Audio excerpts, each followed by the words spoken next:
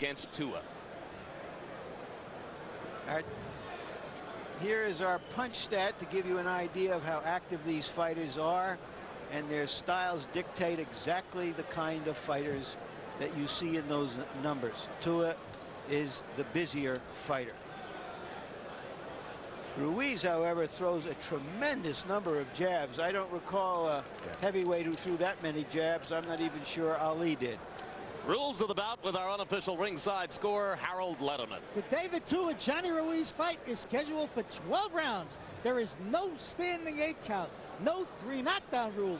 Only the referee can stop the fight, and you cannot be saved by the bell in any round, including the last round. Jim. All right, thank you, Harold. Let's go to ring announcer Michael Buffett for the pre-fight intros.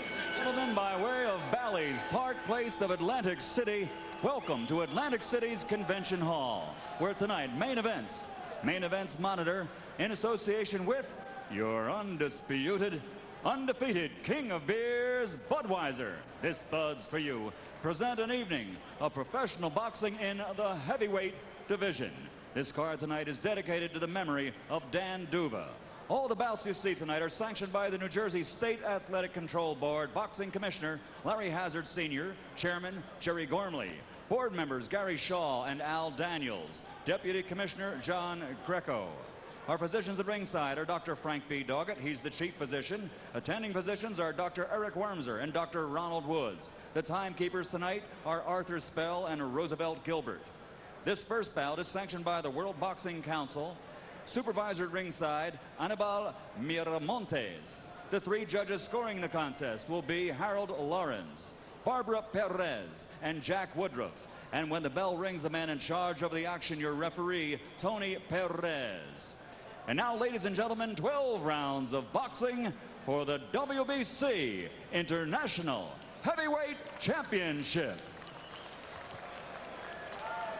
Introducing first, fighting out of the blue corner, wearing black trimmed with white letters and weighing in at 225 pounds. He comes to us from Auckland, New Zealand with a perfect record of 22-0, 18 KOs to his credit.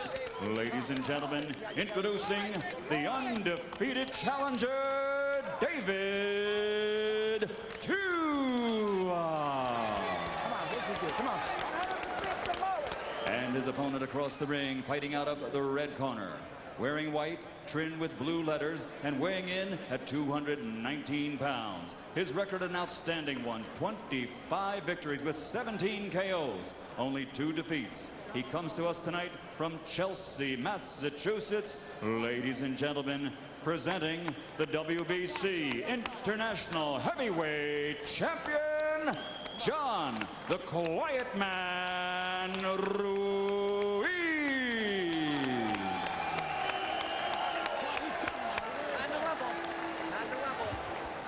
Ruiz, we already given you instruction in the dressing room. 2 things you must remember: obey my commands at all times, and most important, protect yourself at all times. Any questions? Shake hands. Good luck to both of you. There's a lot of interest in Tua because he comes out of that fabulous school of Marciano and Frazier and Tyson, that type of fighter, but he's going up against the best school of the young heavyweights out there. Ruiz, who is a stablemate, incidentally, of Lennox Lewis.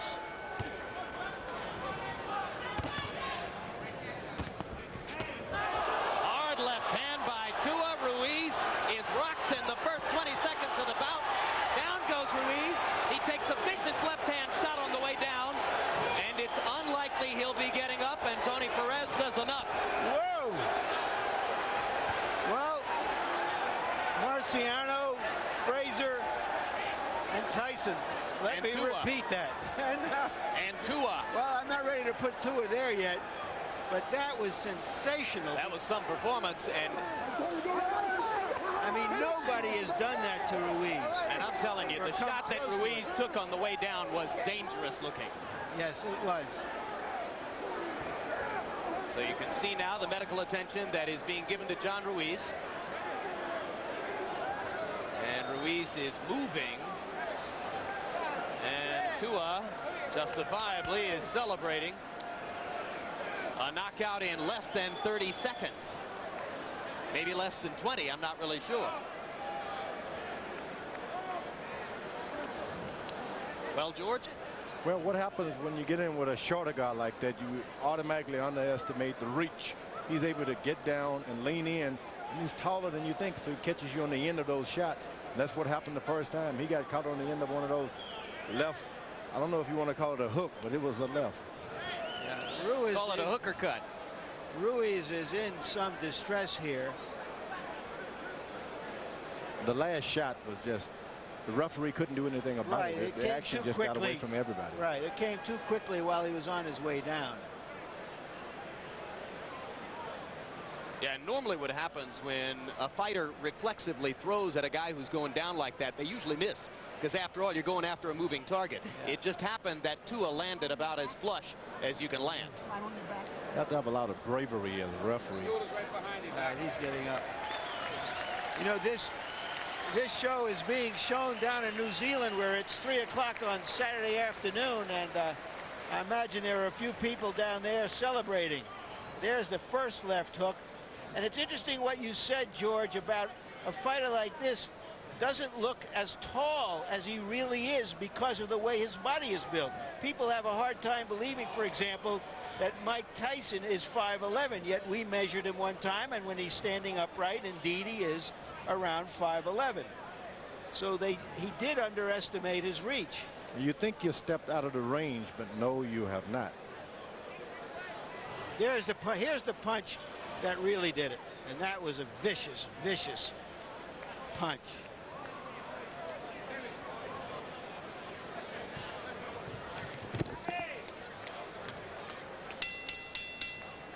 And one more sickening look at the left-hand shot that caught Ruiz flush on the chin as he was going down, and we're just awfully happy that John Ruiz is up.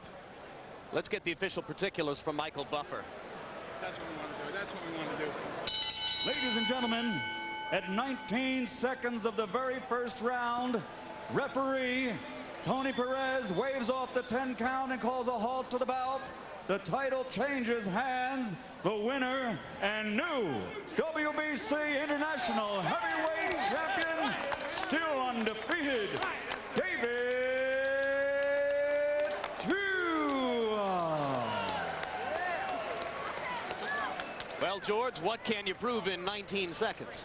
Well, now he's establishing himself now as a left hooker. Every time he's out, you're going to scout him, and all the fighters watch out for that left hook. Now it's on him now. He'll never be able to escape it.